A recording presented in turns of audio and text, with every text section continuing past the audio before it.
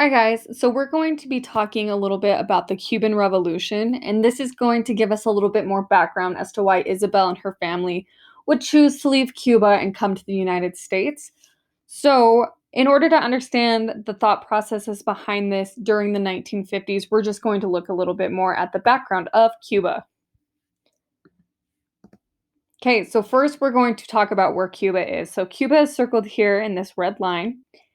And if you look over here, we have Mexico. Here is the United States. Here is Florida. And throughout here are the Bahamas. So, Cuba in the 1900s, Cuba first gained its independence from Spain in 1898. In the 1900s, Cuba's wealth was controlled by American companies. The main businesses in Cuba were sugar and mining companies, and the leader of Cuba was Fulgencio Batista, which is this person right here. Now, during Batista's Cuba, Fulgencio Batista had originally been elected as president, but made himself dictator of Cuba, which is kind of where all of this starts, is with dictators. Many people were unhappy with Batista's rule. Poverty was abundant, so there were a lot of poor people, education was poor, and healthcare was limited. Social and economic problems helped lead to the unrest of many Cubans, and there was a small clash of rich Cubans with all the power, while the majority was very poor and had little to no power. So, because of this, we had Fidel Castro, and he began to revolt against the Cuban government. And so now we're just going to look at a couple of these bulletin points talking about what exactly happened. And so Castro and his forces led an unsuccessful overthrow of the government in 1953, but began a full-scale war against Batista's government in 1955. Castro attempted to overthrow Batista's government for 7 years. Castro and his army lost many battles to Batista. He was even arrested and sentenced to 15 years in jail, but he didn't serve 15 years in jail. He was released in 1955 after serving only 2 years and fled to Mexico to put together a new group of rebel fighters. By 1959, Castro and his men drove Batista and his supporters out of Havana and took over the government. And then this is a picture of Fidel Castro. The picture over here is when he was put in jail. You know how they take those pictures of you. And then this right here is a picture of him coming out of jail. So the Cuban Revolution. In 1959, Castro defeated the Batista government. Castro seized absolute power and made himself dictator of Cuba. He then had 700 of his enemies executed, and many more were thrown in prison. The U.S. originally backed Castro because he promised to make Cuba a democracy. The U.S. even sent him supplies to help defeat Batista. And then here are more pictures of Fidel Castro rallying the troops in a way, and we're going to see more where he is in kind of a parade through the streets of Havana. So Castro's promises, he promised to end American dominance over the Cuban businesses. He promised to redistribute the wealth evenly to all Cubans. He promised to make every Cuban literate so that they could read. And he wanted to give all Cubans health care and higher life expectancy. So here he is through the streets of Havana in a little bit of a makeshift parade.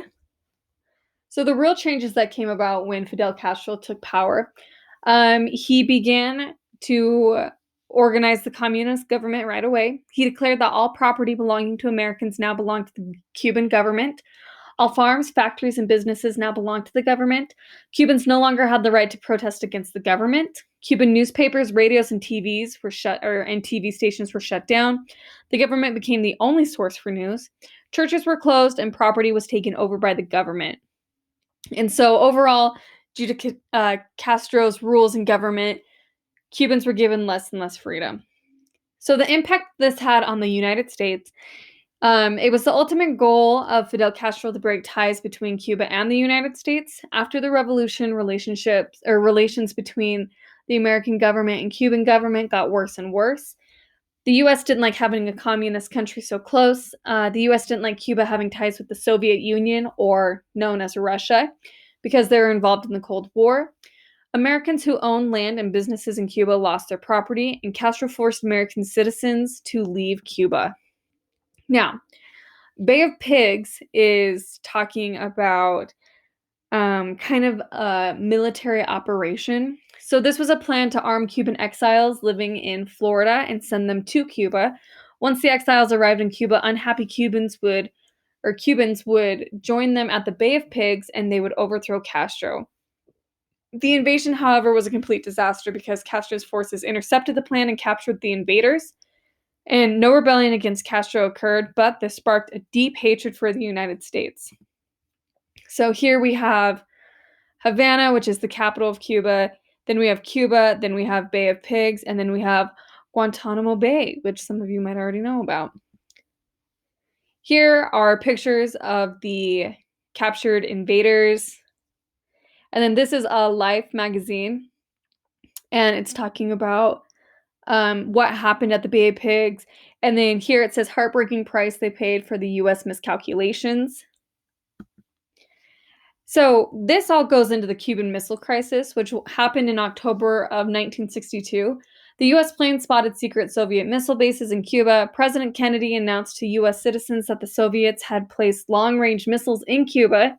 This was an extremely tense time, height of the Cold War, that could have led to World War III. The resolution was that President Kennedy agreed not to invade Cuba and remove U.S. missiles from Turkey. In return, a Russian leader agreed to remove the missiles from Cuba. And then here are pictures of the Cuban launch sites. And then this picture over here on the right with the red circles talks about the impact that each missile would have if they were to send missiles to the United States. And then here's just another look at it with some length of the missiles and how far they could fly. Here's just kind of an overview of things they would look at. So from Cuba, the longest one, I believe, would be the one to Seattle. That's what it looks like. But it's just saying that if Cuba were to be armed with these missiles, that it would ultimately take out the United States completely. So the U.S.-Cuba embargo. Due to the harsh events, U.S. placed an embargo on the goods from Cuba in 1962. Cuba's sugarcane crop could no longer be sold in the U.S., which hurt Cuba's economy. The embargo is still in place today.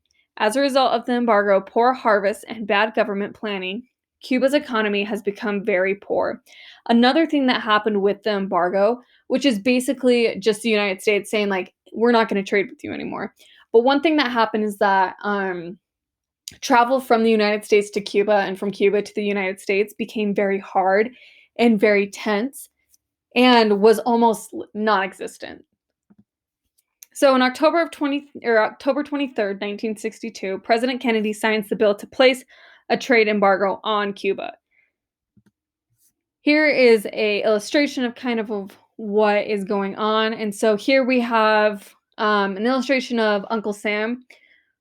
And then we have Cuba. And if you look, it has the arms of the American man kind of holding a circle around Cuba, meaning that we won't trade with them. And then this little boat has UN, which is the United Nations, saying that they needed to lift the embargo because trade between Cuba and America was truly the only way that the Cuban economy could survive. So now we're looking at today. So relationships have not improved much over the past 50 plus years. There's still an embargo on goods to and from Cuba. In the early 1980s and 1990s, there were periods in which large numbers of Cubans escaped their island for America. Thousands of Cubans left because Castro would not allow free elections, freedom of speech, and freedom of press. Here is a picture of Cuban refugees, and we saw something pretty similar to this on yesterday's Nearpod.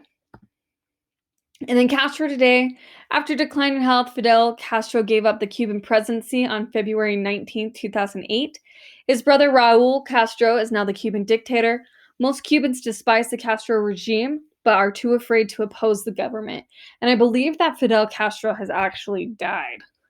Let's see if I can look that up.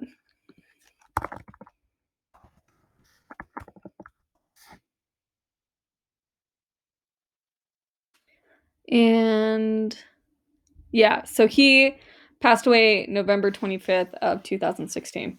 So that's just a little bit more background on Cuba and why people wanted to flee Cuba because there was no freedom. There were really no freedoms. And then we're going to also read more about some of the things that happened with Isabel's family and some of the loss of freedom that they faced and some of the trials that they suffered with. And so, yeah, I hope you enjoyed.